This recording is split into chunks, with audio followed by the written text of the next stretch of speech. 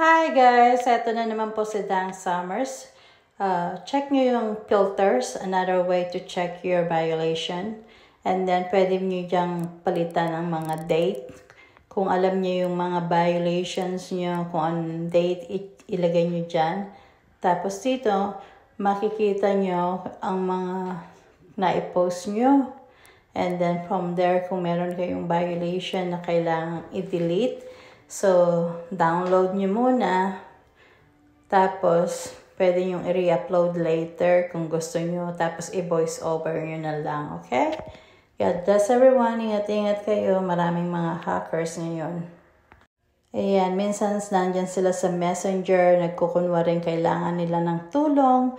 So, pagka ganon, huwag nyo muna siyang i-click. Tignan nyo kung followers nyo ba, kung legit. Tapos, huwag niyong i-click ang name nila, lalo na pagka-questionable. Block agad.